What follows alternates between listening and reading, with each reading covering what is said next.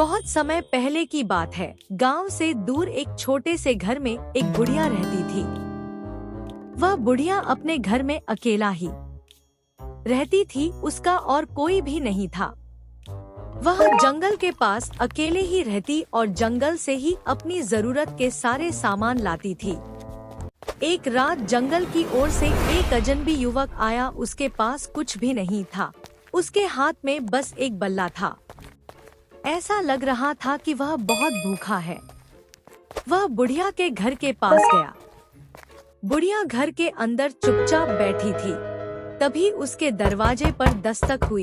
वह दरवाजे के पास गई और दरवाजा खोला तो उसने देखा कि कोई अजनबी आदमी है जो एक बल्ला लेकर खड़ा है। आदमी ने कहा, माता जी, मैं बहुत भूखा हूँ और कल रात से कुछ भी नहीं खाया हूँ। मैं यहाँ से गुजर रहा था तो मैंने देखा कि यहाँ एक छोटा सा घर है, तो मैं यहाँ आ गया कि मुझे यहाँ पर खाना मिल जाएगा। बुढ़िया ने उसकी बात सुनी और कहा, आओ बेटा अंदर आओ। वह आदमी अंदर आया और बुढ़िया ने उसे खाना खिलाया। खाना कहने के बाद आदमी ने इधर उधर देखा और कहा, माता जी, आप यहाँ अकेले ही रहती हो क्या? आपके साथ कोई नहीं रहता यहाँ? मुझे तो आप यहाँ अकेले ही नजर आ रही हो। बुढ़िया ने कहा, मेरा इस दुनिया में कोई भी नहीं है। मैं बचपन से ही अकेली हूँ।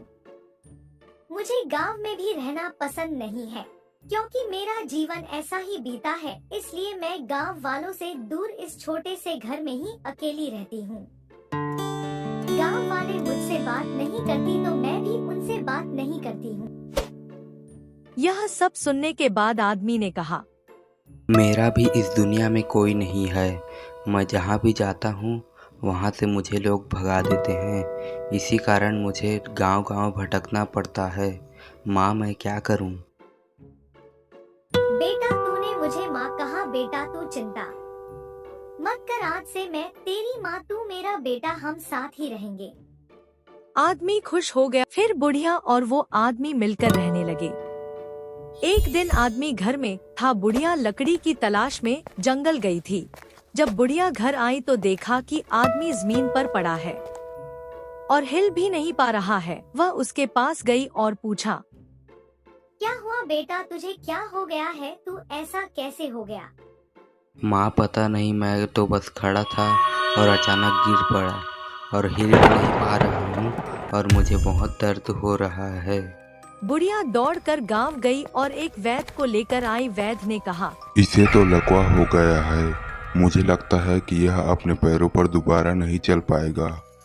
बुढ़िया ने कहा, क्या चल नहीं पाएगा? इसका कोई तो इलाज होगा। वैद्य जी कृपा करें, हम पर कुछ तो बताएं। इसका एक ही इलाज है, अभ्यास। अभ्यास से ही यह हो पाएगा और यह अपने पैरों पर चलने लगेगा। तुम इसका चलने में मदद करना और इसके साथ ही रहना, यह जरूर ठीक हो जाएगा। आपका धन्यवाद वैद्य जी। फिर इसके बाद बुढ़िया ने उसकी खूब सेवा की और एक दिन वह ठीक हो गया और खुद के पैरों पर चलने लगा। उसकी मेहनत रंग लाई और उस आदमी ने खुद पर भरोसा किया और वह सफल रहा। वैद्य का बुढ़िया और आदमी ने शुक्रिया अदा किया और दोनों माँ बेटे खुशी से रहने लगे। इस कहानी से यह सीख मिलती है कि अकेला इंसान नहीं रह सकता। अकेलापन उसे बर्बाद कर देता है। सहयोग से ही सारे काम होते हैं और हमें खुद पर भरोसा करना चाहिए। इससे हम बड़ी से बड़ी मुसीबत को हम टाल सकते हैं। एक दूसरे का साथ हमें हमेशा देना चाहिए। इससे हम अधिक खुशी प्राप्त कर सकते हैं।